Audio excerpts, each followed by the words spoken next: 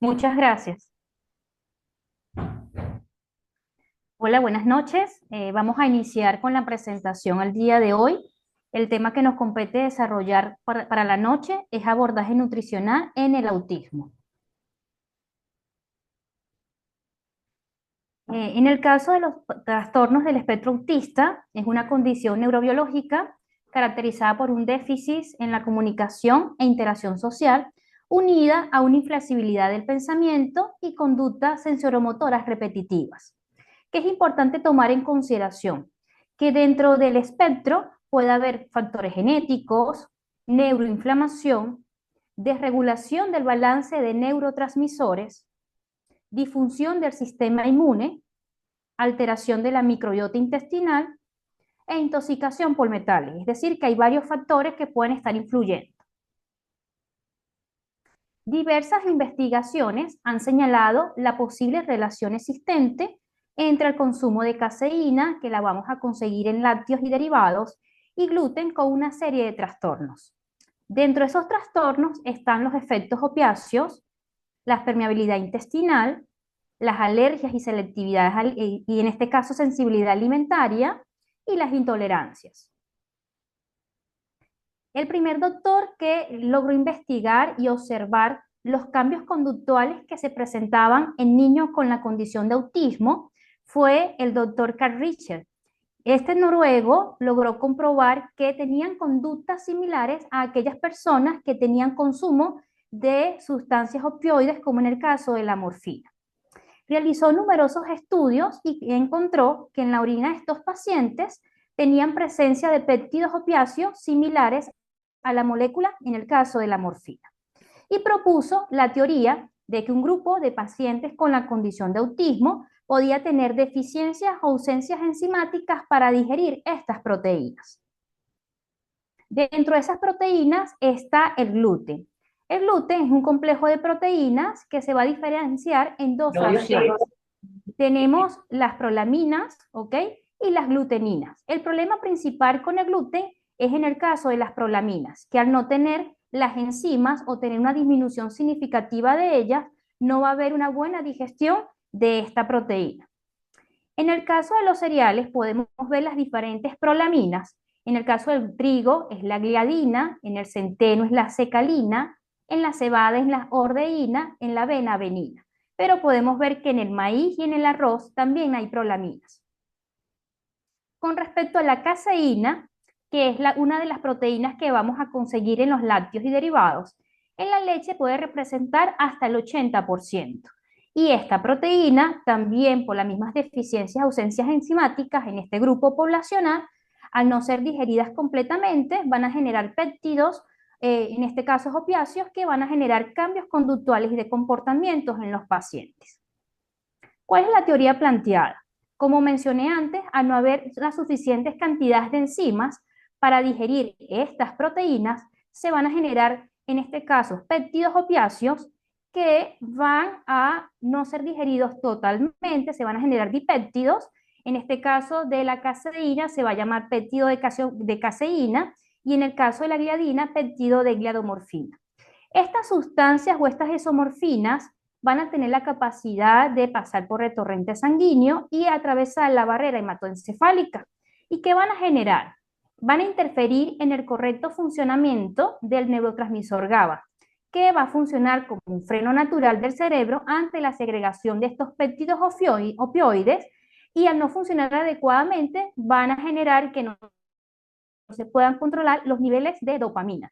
Entonces, estos pacientes van a tener cambios conductuales, de comportamiento, pueden tener selectividades alimentarias y digamos que en función de la alimentación van a tener preferencia por aquellas proteínas derivadas de estos alimentos. Hay un estudio que se comprobó, es el estudio de Socológico Laboradores, que investigó la concentración urinaria de la betacasiomorfina y se encontró que había una concentración significativamente mayor en la orina de niños con autismo en comparación con el grupo control. Ahora bien, ¿qué pasa con estas proteínas o estos dipéptidos a no digerirse adecuadamente? Dentro de las hipótesis planteadas es que también van a generar aumento de la permeabilidad intestinal, generando neuroinflamación y alteración del neurodesarrollo.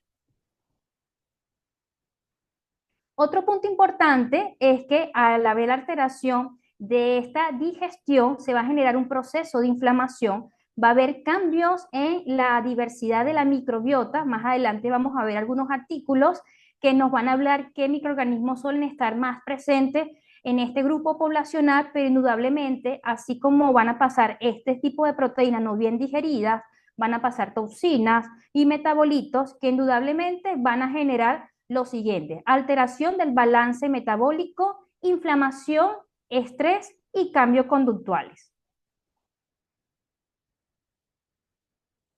Este estudio me pareció bastante interesante porque trata de investigar aquellos cambios microbiológicos que pueden presentarse en este grupo poblacional. Fue una revisión temática desde el 2000 hasta el 2016 y se seleccionaron 30 documentos, tanto nacionales como internacionales. ¿Qué se comprobó? Que indudablemente dentro de los grupos de microorganismos que estaban en mayor crecimiento, uno de ellos era la cándida. Dentro de ese grupo de las cándidas, que existen aproximadamente 200 especies, estaba la cándida albicans. Cuando este microorganismo sobrecrece, ¿ok?, puede generar cambios y daños en la mucosa intestinal, alteración de paso de macromoléculas, residuos metabólicos al torrente sanguíneo y cambios bioquímicos que van a generar agravamiento de la conducta del paciente con la condición de autismo. Del mismo modo, este es otro estudio de revisión y metaanálisis que evaluó qué microorganismo o cómo estaba la microbiota en los pacientes dentro del espectro. En este caso fueron 30 artículos, se incluyeron 9 estudios en metaanálisis y el grupo poblacional de pacientes con autismo fueron 254 participantes, en comparación con el grupo control, que fueron 167. Con respecto a los rangos de edad, fueron de 6 a 11 años.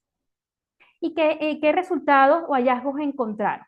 Los pacientes con la condición de autismo tenían menor abundancia de arquemancia, vamos a ver más adelante las funciones que cumple, de bacteroides, de bifidobacterias, de colis y enterococcus, con una mayor abundancia de fecalobacterius, pero también había un crecimiento de sobrecrecimiento de hongos. En el caso del Faecalobacterius, cuando hay un sobrecrecimiento, puede desempeñar un papel en la disfunción de la inmunidad sistémica. En el caso de la bifidobacteria, es necesaria para la producción de ácido láctico, que va a suprimir el crecimiento de patógenos a través del epitelio y reduce, en este caso, la inflamación en el intestino y va a regular parte de la respuesta inmunológica. En el caso de la disminución de la arquemancia, recordemos que ella va a permitir la degradación de la mucina presente en el intestino, y una menor abundancia de este microorganismo va a generar que la capa de moco que hay a nivel de la barrera del intestino sea más delgada. Por lo tanto, hay mayor susceptibilidad y riesgo de generar permeabilidad en el intestino y, como mencioné antes, paso de toxinas, de metabolitos, que indudablemente van a generar una inflamación desde el punto de vista sistémico. Este es otro estudio bastante interesante de la respuesta de estos péptidos opioides derivados de la leche y la deficiencia de la enzima de peptidasa 4 en pacientes con trastorno del espectro autista. En este caso, la investigación incluyó 51 niños controles y 86 pacientes con el diagnóstico del espectro autista, y se determinó que la concentración de la beta-casiomorfina era más abundante, digamos que significativamente 1,6 en mayor proporción que en el grupo control, con una P significativa. Los autores llegaron a la conclusión que hay una relación proporcional entre las deficiencias, evidentemente, de la enzima con la concentración de esta beta-casiomorfina, con la patogénesis de la desregulación que se genera en este grupo de población, como es en el caso de los pacientes con trastorno del espectro autista. Este es otro estudio bastante interesante que habla de la mejoría de los síntomas del autismo y de la evaluación alimentaria cuando se implementaba la dieta libre de gluten y libre de caseína. En este caso fue un estudio pequeño, pero que se realizó en la Fundación Linca, una fundación que viene estudiando y actualizándose, digamos, anualmente en la evaluación de este grupo poblacional. El objetivo fue conocer la modificación del comportamiento en relación al contacto visual, a la interacción social, a la hiperactividad y los problemas gastrointestinales según la percepción de los padres con la implementación de la dieta libre de gluten y libre de caseína.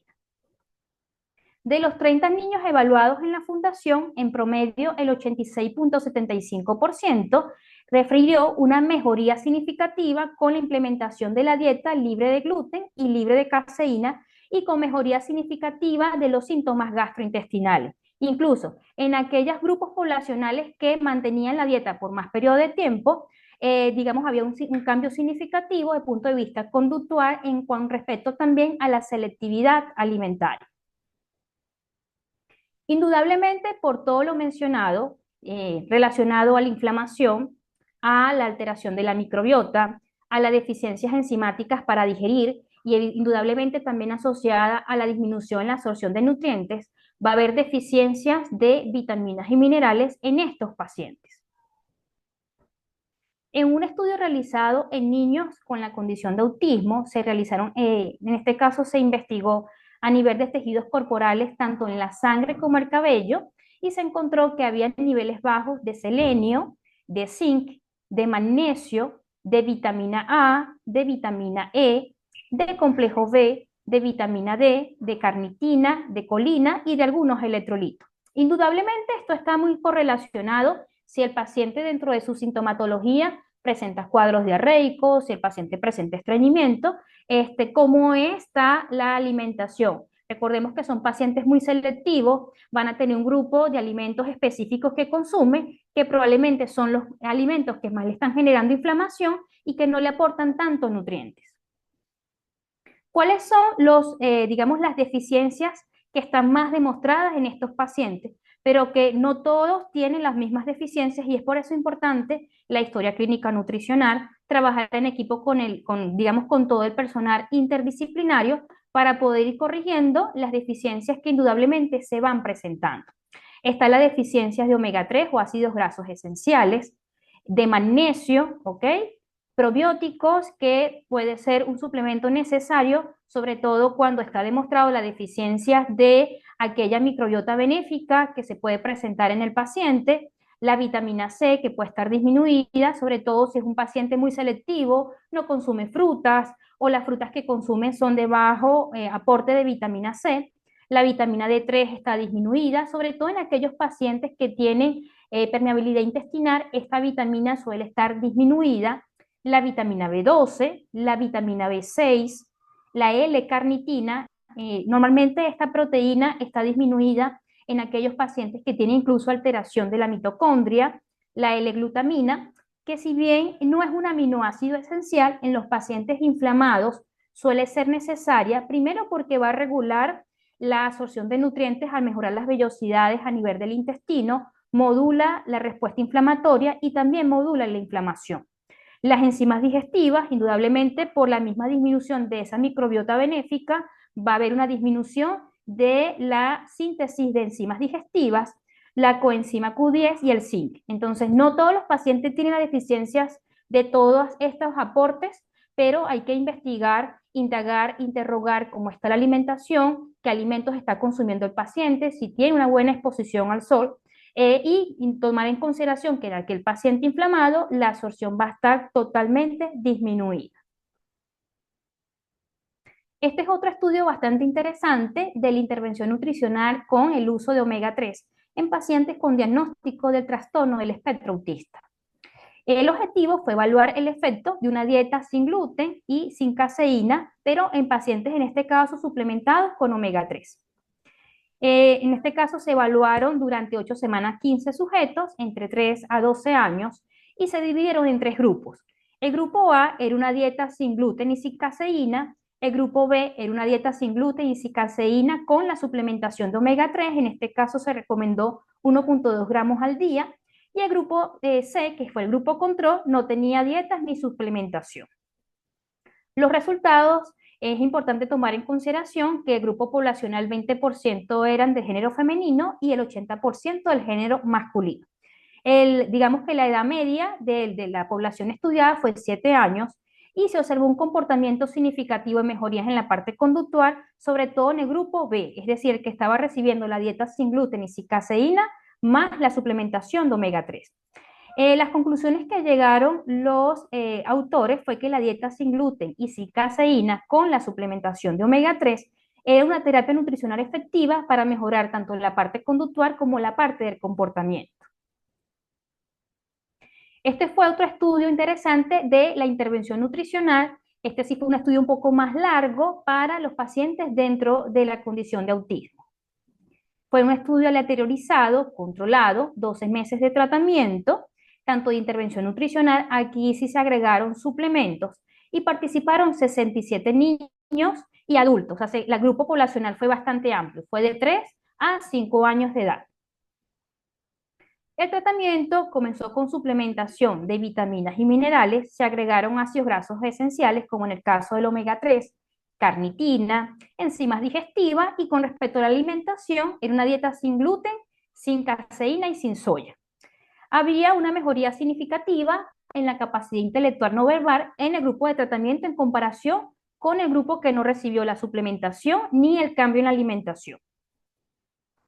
Las conclusiones que llegaron los autores es que la intervención nutricional fue efectiva, hubo mejoría significativa en el coeficiente intelectual no verbal, hubo mejoría en los síntomas específicos del paciente y también se tomó en consideración el interrogatorio de los padres que reflejaron que la suplementación con las vitaminas, los minerales, los ácidos grasos esenciales y la dieta libre de gluten fue beneficiosa para este grupo poblacional.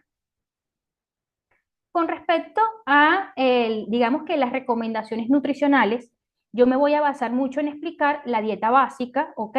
Existen varios tipos de dietas que se pueden, o planes de alimentación que se pueden implementar en pacientes con la condición de autismo, pero que también vayan cursando con epilepsia, que tengan intestino permeable. Entonces, ahorita yo me voy a enfocar bastante y de hecho la literatura que traje es con la dieta básica, que es la dieta sin gluten, sin caseína y sin soya. Las primeras recomendaciones es basada en LINCA, que es la Liga de Intervención Nutricional contra el Autismo incluso la hiperactividad. ¿Qué recomienda esta institución? Mantener una dieta libre de gluten, ¿ok? De caseína, de soya, de colorantes, preservantes, azúcares en todas sus formas, edulcorantes artificiales. Que es importante que la dieta sea variada y también rotativa. Recordemos que si consumimos siempre los mismos alimentos en un paciente que esté inflamado, que tenemos una respuesta inmunológica desregulada, podemos desarrollar sensibilidades alimentarias por siempre consumir los mismos tipos de alimentos. Entonces es importante que tengamos una dieta rotativa. En el caso de aquellos pacientes que cursen con aumento de los oxalatos, es tomar en consideración para también hacer la restricción de aquellos oxalatos o aquellos alimentos ricos en oxalatos que estén generando mayores cambios en la sintomatología del paciente. Educar indudablemente a familiares y representantes de las fuentes ocultas de alimentos prohibidos, porque si bien colocamos una dieta base, pero compramos productos y no tenemos el control de aquellos ingredientes, esto puede traer como consideración que realmente no se esté cumpliendo una dieta 100% libre de gluten, de caseína y de lo que acabo de mencionar. Necesario también individualizar la dieta de acuerdo a los resultados de IgG específica para alimentos y tomar en consideración que por la misma alteración de la absorción de nutrientes, por la selectividad alimentaria, son pacientes que van a cursar con malnutrición por déficit, es decir, pacientes desnutridos o pacientes que presentan obesidad por consumo excesivo, en este caso de carbohidratos o ultraprocesados. Entonces, tomar en consideración cómo está el estado nutricional del paciente. Es por ello que este tipo de alimentación con estas especificaciones debe hacerlo un nutricionista especialista en el área, primero para poder corregir las deficiencias y cuando se van a hacer restricciones, dar las herramientas de los sustitutos necesarios para que el paciente no vaya a comprometer su estado nutricional. Es decir, que no es recomendable dar netamente recomendaciones generales, elimina estos alimentos sin tener la valoración nutricional, porque recordemos que nosotros hacemos es, en este caso, a través de la curva de crecimiento, cómo está la velocidad de crecimiento del paciente, cómo están sus componentes, ¿ok? A través de la medición de su área muscular y su área grasa. Y también se toma en consideración, como mencioné antes, el interrogatorio y la valoración bioquímica. En función de eso se hacen sus cálculos dietoterapéuticos y se va a hacer la distribución de los macros y micronutrientes de manera tal de poder cubrir las necesidades de todos esos nutrientes que el paciente necesita. El INCA también toma en consideración recordar cuáles son las fuentes ocultas de gluten, como es en el caso de la maltodextrina, como el color caramelos, las vitaminas y los suplementos que se vayan a indicar que no tengan los alimentos que estamos restringiendo, porque indudablemente esto puede favorecer más la inflamación y que el paciente no logre mejorar de manera progresiva. Tomando en consideración en los colorantes número 40 y amarillo número 5, hay ahorita una lista más amplia, pero digamos que ahorita les traje algunos de los colorantes que a veces no los tomamos en consideración. Con las fuentes ocultas, siempre investigar el lugar de fabricación para evitar lo que llamamos la contaminación cruzada. Cuando hablamos de la dieta libre de gluten, como mencioné antes, es sin avena, sin trigo, sin cebada ni centeno, pero distanciar y controlar el consumo de maíz y de arroz, ¿ok? ¿Por qué? El error que se comete es que cuando se hace estas dietas de restricción, al disminuir el consumo de trigo, vamos a buscar fuentes de, digamos en este caso, de harinas a base o de pastas a base de maíz y de arroz, que si yo aumento mucho el consumo, también puedo terminar desarrollando una sensibilidad alimentaria para poder digerir el cereal de la proteína de estos cereales, ¿ok? Entonces, el maíz y el arroz se puede dar, pero de una manera controlada. Claro está, en este caso es la dieta básica. Más adelante vamos a hablar de otros tipos de alimentación en niños con autismo, donde se retiran todos los cereales. Ahora bien, ¿qué sustitutos podemos utilizar si vamos a retirar estos cereales? Podemos utilizar tubérculos, como en el caso de la yuca, el ñame, la papa, el apio, el ocumo, la batata, el plátano. Pseudocereales como la quinoa, el trigo sarraceno, pero siempre en la variedad, es decir, en la rotación. Y bueno, con el caso de las leguminosas, tomando en consideración dejarlas en remojo por 24 horas, eliminar el agua y agregarle, puede ser bicarbonato, hojitas de laurel para que sean más fáciles de digerir. Sin embargo, todas estas recomendaciones se van a individualizar en consulta, es decir, se van a personalizar en función de la clínica y los síntomas que tenga el paciente. Con respecto a la caseína, como mencionamos antes, una proteína que conseguimos en leche y en derivados, se debe retirar la margarina, la mantequilla y el yogur. Sin embargo, podemos usar la mantequilla clarificada, que en ese proceso se retira la leche y nada más nos queda la grasa. Esta es una mantequilla rica en ácidos grasos, ¿ok? De cadena corta, entonces podemos usar la mantequilla clarificada. Y bueno, recordar al paciente y reforzar que la soya en cualquiera de sus fuentes está también excluida. En su defecto, podemos usar sustitutos como es las bebidas vegetales, como la semilla de uyama, los frutos secos y la leche de coco, tomando en consideración de que la fuente de esto es principalmente grasa, tiene alguna fuente de calcio, pero en cuanto a la parte nutricional, la fuente principal que nos aporta es grasa. Otra fuente de calcio que podemos encontrar son algunos vegetales de hojas verdes, la sardina, las leguminosas.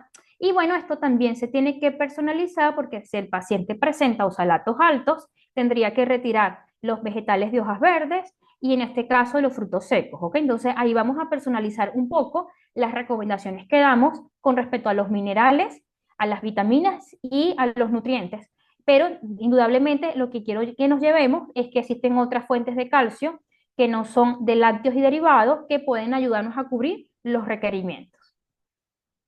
Con respecto al azúcar, la dieta debe ser libre de azúcar blanca, morena, papelón, miel, melaza, agave, y se puede usar sustitutos, pero en cantidades controladas, como es la stevia y el monfru, tomando en consideración que no todo debe endulzarse para que el paladar del niño no se adapte a todo dulce. Entonces, cuando no le damos una preparación dulce, no la consume. Entonces, ¿qué es importante?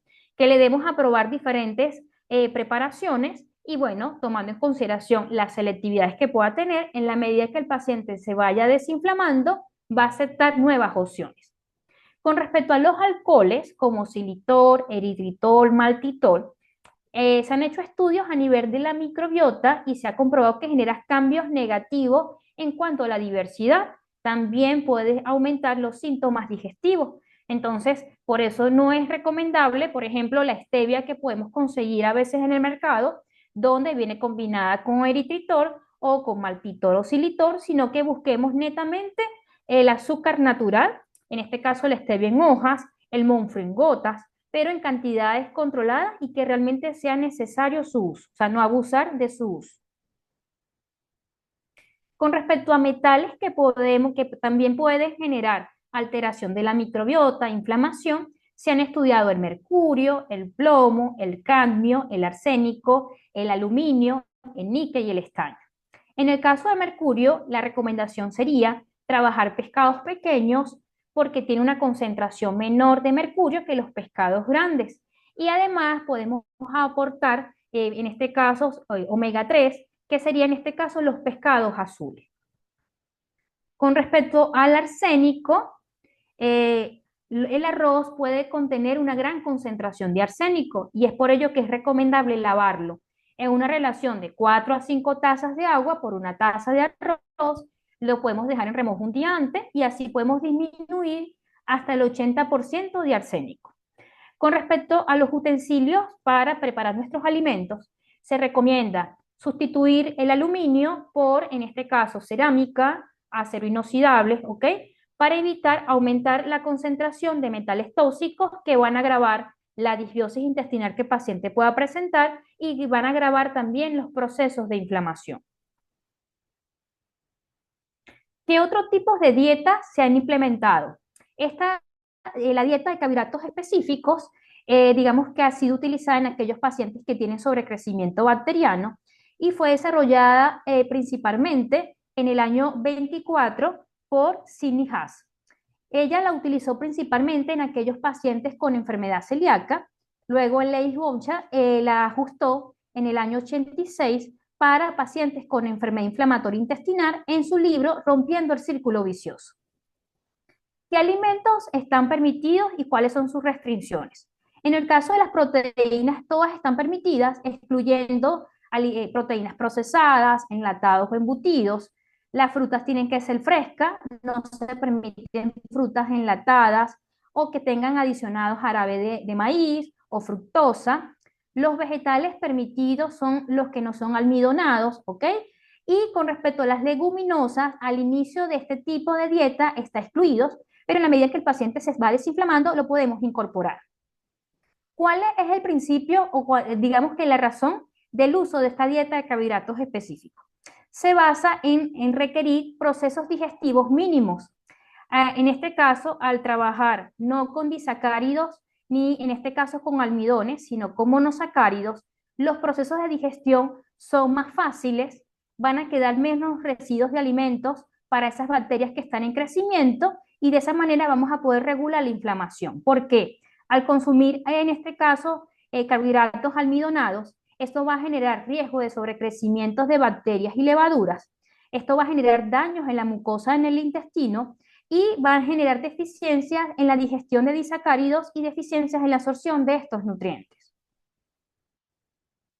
En el caso de los carbohidratos, como mencioné antes, tienen que ser de fácil absorción, pero se deben de restringir los carbohidratos como los almidonados y los cereales. En este caso, si no están incluidos ni el maíz ni el arroz. Las proteínas están incorporadas principalmente las proteínas, las carnes magras, ¿ok? Evitando proteínas procesadas y las grasas. Con respecto a los alimentos ricos en fibras, los vegetales no almidonados estarían incluidos y las frutas de bajo índice glicémico. Ahora bien, en aquellos pacientes que ya mencionamos que tienen una alteración de la microbiota, que pueden tener sobrecrecimiento de cándidas, que tienen una disminución de la arquemancia, tienen una disminución de las bifidobacterias, ¿Qué alimentos pueden favorecer a mejorar la diversidad microbiana? ¿Y por qué menciono esto? Porque al tener un equilibrio en la microbiota,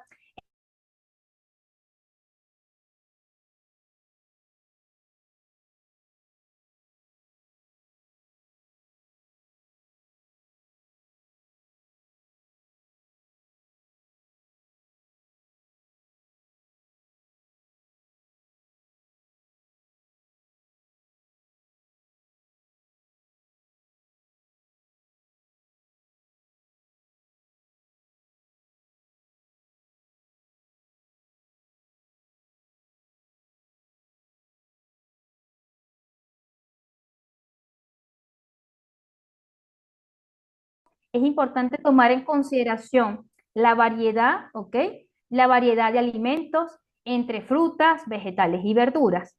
En la literatura nos habla de que deberíamos de estar incluyendo de 30 a 40 alimentos, pero como tomamos en consideración que son niños y pacientes muy selectivos, la idea es ir teniendo estrategias nutricionales para írselas implementando e incluyendo en los alimentos. Por ejemplo, en la masa de tubérculos que vayamos a prepararle para hacer arepas, para hacer tortillas, para hacer waffles o croquetas, siempre investigando las texturas que el paciente acepte y las texturas que el paciente rechace.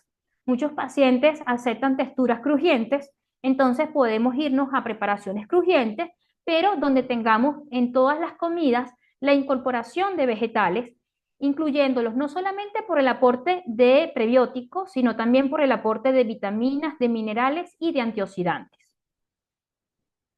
Con respecto a otra forma de tener prebióticos, está el almidón resistente.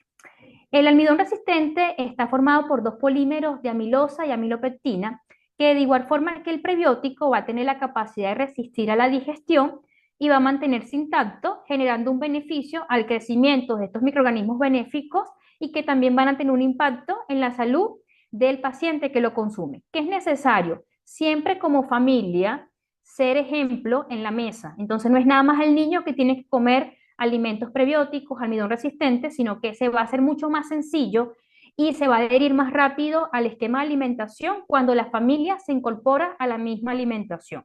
De hecho, el almidón resistente, vamos a ver más adelante, que también tiene un impacto metabólico y que nos ayuda a regular los niveles de colesterol y triglicéridos por sus beneficios. ¿Cómo tenemos el almidón resistente? Bueno, los tubérculos, ¿ok? Una vez que se cocina, debe de colocarse en la nevera. En este caso podemos colocarlo en el refrigerador y lo dejamos de 12 a 24 horas. En este proceso de refrigeración vamos a crear un almidón resistente a la digestión. Por lo tanto, al día siguiente para consumirlo, es recomendable trabajar a temperaturas, si lo vamos a calentar, temperaturas menores a 150 grados, para que no se vaya a romper el almidón creado durante el proceso de refrigeración. Las características o las ventajas que brindan el almidón resistente es que mejora evidentemente la microbiota del intestino, también va a regular o mejorar la integridad de la barrera del intestino. La mayoría de los niños con la condición y en la medida que están más inflamados y tienen más desorden en su microbiota, siempre tienen apetito. Entonces el almidón resistente va a ayudar a que tenga más saciedad con los alimentos, va a regular los niveles de glicemia y, como mencioné antes, también regular los niveles de colesterol. Otro suplemento que puede ayudarnos a mejorar el equilibrio de la microbiota son los probióticos, que son organismos vivos que ingeridos en cantidades adecuadas van a conferirle un beneficio a la salud del huésped, tomando en consideración que en este grupo poblacional no estarían indicados el yogur, por lo menos el yogur derivado de lácteos, sino que puede ser el yogur de coco, que lo pudiésemos utilizar. Con respecto al tipo de probiótico, bueno, eso se tiene que individualizar, pero los que más están estudiados está el Saccharomyces boulardii, el Lactobacillus plantarum, el Lactobacillus reuteris, el Bifidobacterium longus, ¿ok? Que están comprobados que van ayudando a equilibrar parte de la microbiota del paciente. Otro suplemento que podemos utilizar o que podemos obtener a través de la alimentación, como mencioné antes, es el omega 3. Ya sabemos que es un ácido graso esencial, es decir, o lo tenemos que obtener de la alimentación o tenemos que recibir suplementación. El omega 3 no solamente va a regular la inflamación, sino que también va a actuar como prebiótico para permitir que estos microorganismos benéficos puedan estar en equilibrio. ¿Dónde podemos conseguir omega 3? En el aceite de oliva, en los frutos secos, en el aguacate y en los pescados azules. Pero, ¿qué es importante? La variedad de los alimentos ricos en omega 3, porque lo que buscamos es que el paciente tenga una dieta equilibrada en todos los grupos de alimentos y que en aquellos que se hayan restringido podamos tener los sustitutos para que no tenga un déficit de vitaminas y minerales. En el caso de los polifenoles, son sustancias bioactivas que no solamente van a participar en regular la inflamación, sino que también actúan como antioxidantes y también tienen propiedades antimicrobianas. ¿Dónde lo podemos encontrar? Lo podemos conseguir en frutas de colores morados o de colores rojos, ¿ok? Entonces deberíamos de implementar e incluir este grupo dentro de la alimentación de nuestros pacientes. Y bueno, vamos haciendo las diferentes estrategias porque si el paciente no consume nada de frutas, tendríamos que ver si se lo incorporamos en algún postre o en alguna de las preparaciones. Con respecto a los ácidos grasos de cadena corta, específicamente el butirato es el sustrato de los colonocitos y él va a participar en regular la respuesta inflamatoria, disminuyendo la producción de citoquinas proinflamatorias como es la interleuquina 6, la interleuquina 12, va a ayudar a que en este caso las citoquinas antiinflamatorias como en la interleuquina 10 pueda estar mediada y también tiene propiedades antimicrobianas contra hongos, virus y bacterias. Ya mencioné antes que el consumo de mantequilla clarificada también me va a estar aportando, en este caso, ácidos grasos de cadena corta. Indudablemente también existen suplementos de ácidos grasos pero como mencioné antes, hay que individualizar cada caso para poder indicar los suplementos adecuadamente, digamos en trabajo y en comunicación con el equipo interdisciplinario. ¿Cómo cuido en general mi microbiota tomando en consideración todos los cambios, todas las afectaciones que el paciente pueda tener? Primero, tener las estrategias nutricionales con respecto al tipo de selectividad alimentaria que el paciente pueda presentar sin dejar de incluirle aquellos alimentos necesarios para el equilibrio, no solamente de la microbiota, sino para ir compensando parte de las deficiencias nutricionales que presenta el paciente. Incluir fibra, ¿ok? En forma de prebióticos, almidones resistentes. Esto nos va a ayudar a mejorar la diversidad de la microbiota para que ella pueda cumplir sus funciones y así también vamos regulando parte de las deficiencias nutricionales de vitaminas. Esto tiene un beneficio en reducir la permeabilidad intestinal, evitar la disbiosis o regular la disbiosis intestinal y regular los procesos inflamatorios. ¿Qué es importante? Que esta microbiota, la microbiota inmunomoduladora, va a modular la respuesta del sistema inmunológico y eso indudablemente va a tener un impacto positivo porque también va a reducir las sensibilidades alimentarias. En la mayoría de las literaturas que pude investigar sobre los tipos de alimentación, siempre hacían énfasis que llevar una dieta en pacientes dentro del espectro autista, sin gluten, sin caseína y sin soya, podía traer deficiencias de vitaminas y minerales. Y si no es bien llevada por un especialista en nutrición, eso puede pasar. Por eso es tan importante dar la información y educar que una vez que el paciente recibe el diagnóstico, debe tener la evaluación con el nutricionista en comunicación directa con el especialista para ir haciendo los cambios y avances en su alimentación e ir corrigiendo indudablemente las deficiencias, ¿ok? Entonces, sí es importante darle el peso que necesitamos con respecto a la evaluación nutricional y, bueno, investigar las deficiencias que el paciente pueda presentar, porque en la química sanguínea, en un perfil 20 básico, probablemente no podamos ver todas las deficiencias que el paciente presente y como no hay una buena absorción, nos puedan quedar por fuera ciertas vitaminas, ciertos minerales necesarios para que el paciente pueda tener un buen estado nutricional, para que podamos regular la inflamación y para que también podamos ir mejorando la diversidad microbiana. Entonces espero que esta información resumida del abordaje nutricional haya sido de utilidad a todos ustedes y bueno, estoy a la orden para cualquier pregunta. Muchas gracias.